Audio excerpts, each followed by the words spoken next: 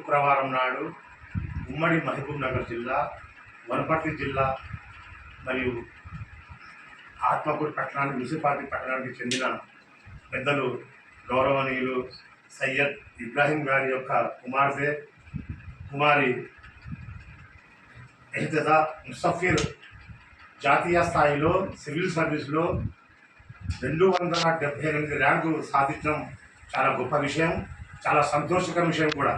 ఎందుకంటే ఈరోజు ఉమ్మడి మహబూబ్ నగర్ జిల్లాలో విద్యకు ఎలాంటి కోత లేదనే దానికి నిదర్శనంగా ఈరోజు కుమారి ఎహ్తదా ముసఫిర్ గారు జాతీయ స్థాయిలో సివిల్ సర్వీస్లో 278 ర్యాంకులు సాధించడం మాకు సంతోషకరమైన విషయం.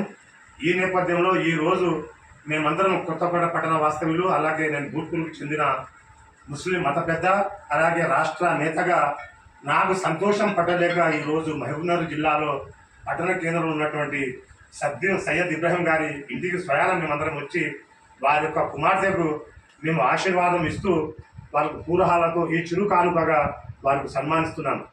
ఈ ఎహ్తదా ముసఫిర్కు జిల్లా వ్యాప్తంగా కానీ రాష్ట్ర వ్యాప్తంగా కానీ అందరూ ఆదర్శంగా తీసుకొని ఈమె కష్టపడ్డ దానికి ఫలితంగా ఈరోజు సివిల్ సర్వీస్లో ఐఏఎస్ సాధించడం అంటే పెద్ద విషయం. అది దానికి ఉమ్మడి రాష్ట్రంలో కానీ అందరూ ఈమె గారికి మీరు ఆదర్శంగా తీసుకొని రాబోయే రోజుల్లో కూడా ఇలాంటి స్థాయి ర్యాంకులు సాధించాలని నేను అల్లాహతో ప్రార్థిస్తున్నాను, అలాగే దేవునితో కూడా కోరుతున్నాను.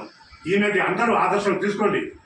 మనకు ముస్లిం సమాజం ఇంట్లో ఉంటే కాదు, ఈ పాప వలె అందరం బయటికి వచ్చి నేను కూడా చదువుతాము, మేము కూడా సాధిస్తాము, మేమేం తక్కువ లేము సమాజంలో అనే రీతిగా ఈరోజు ఈ పాప సివిల్ సర్వీస్లో సాధ్యం మాకు సంతోషం విషయం.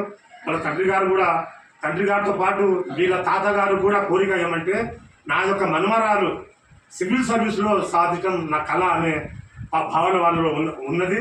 పాపం దేవుడు వారు ప్రస్తుతం వారు స్వర్గంలో ఉన్నారు కనుక మేము ఈ రకంగా వాళ్ళ మనవరాలికి మేము ఈ సన్మానం వారి బహుశా వాళ్ళు స్వర్గంలో చూస్తున్నారని నేను గ్రహిస్తున్నాను.